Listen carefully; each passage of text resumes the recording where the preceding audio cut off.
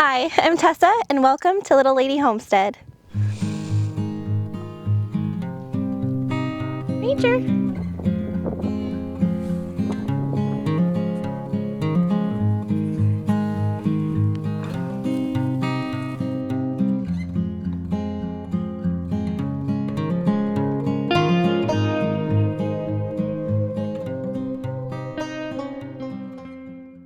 We have a new addition on the farm. This is Ranger. He adopted us 6 days ago. Last week I was working inside getting some chores done before Matt brought the kids home from school, and I heard what I thought was crying at the front door, and I didn't think anything of it. I knew that my other two kids were asleep and I couldn't think what would be at the front door. I peeked out there and didn't really see anything, so I ignored it. And then the kids came home and they said, Mama, there's a kitten. And then a kitten ran in the front door and he was crying like he was being murdered. Just the most frantic little cries. And he just ran straight in the front door, and instantly I recognized him. About a week before that, we had been driving down the road and saw him. And since then, I had seen another little kitten about his size. And even 2 days before that, Matt saw what he thought was a cat, an orange cat, out the back door because Lucy was barking, and that's what he thought he saw. So I knew that there was a kitten around, but it was farther away from the house when I saw it. And I think the day before he came up to the house, he was down by our driveway, and I tried to stop and call him, and he was somewhat receptive but wouldn't come close. So I thought, okay, it's fine. But then he was frantic when he came to our house. He was really skinny.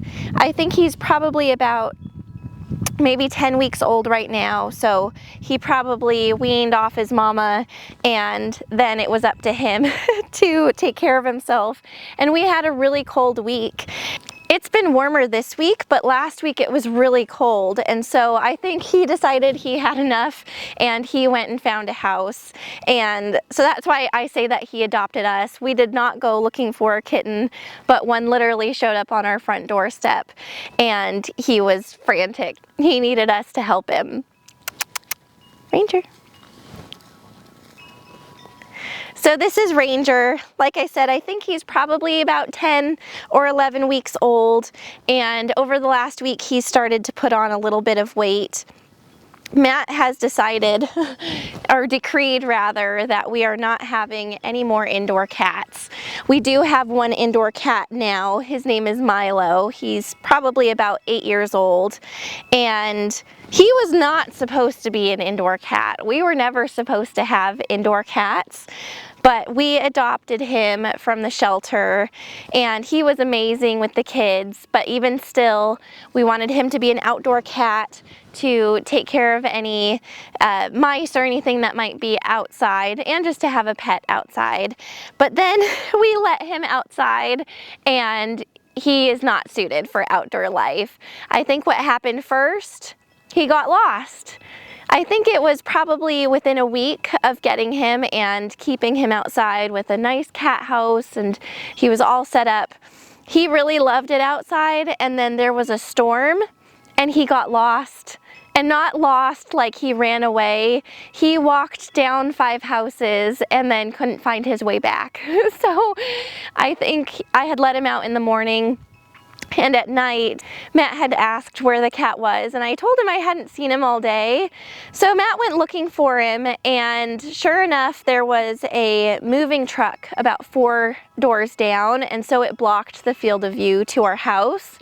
He was right on the other side of that moving truck, just scared as can be, and would not move. So Matt rescued him and brought him inside. It's a little scary that a cat can't find his way home 5 doors down, but that's okay.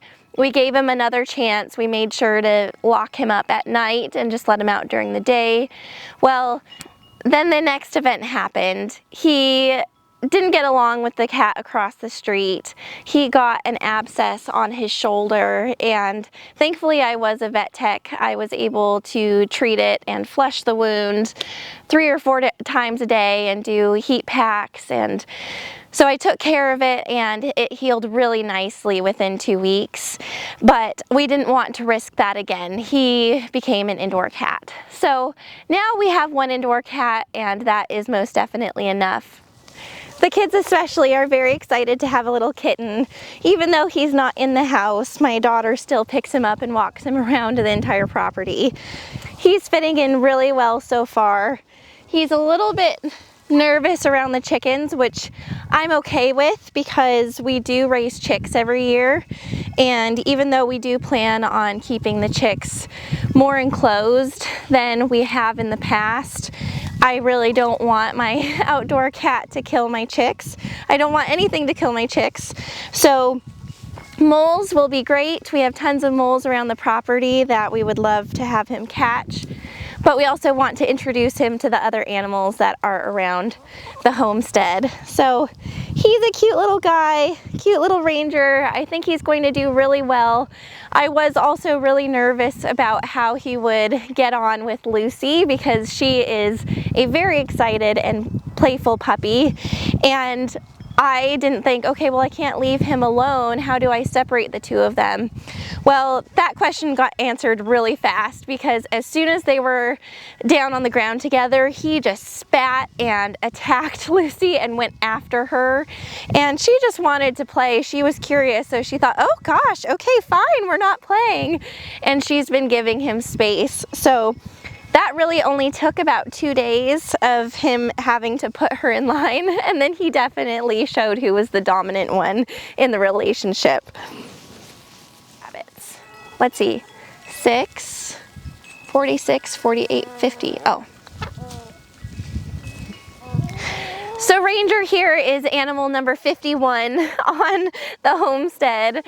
Before he came, we had 40 chickens, 2 turkeys, 3 rabbits, 3 goats, a dog, and a cat.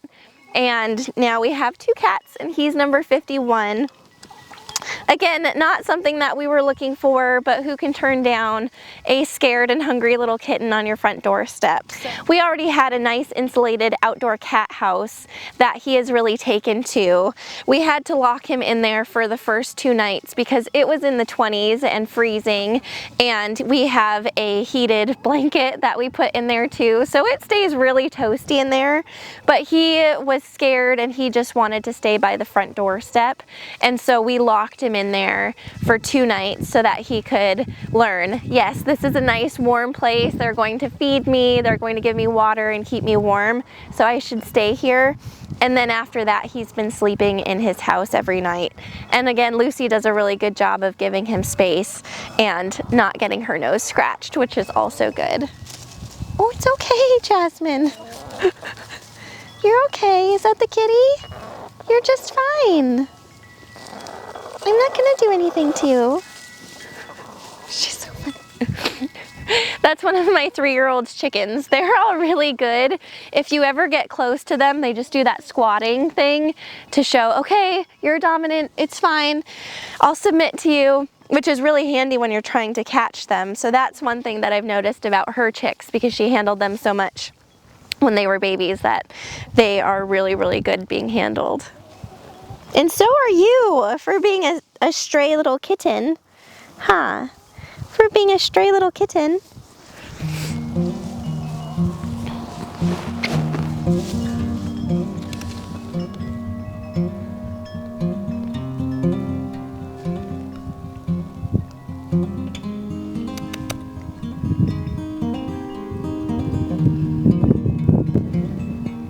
Oh no, Ranger, hi kitty. Hi kitty.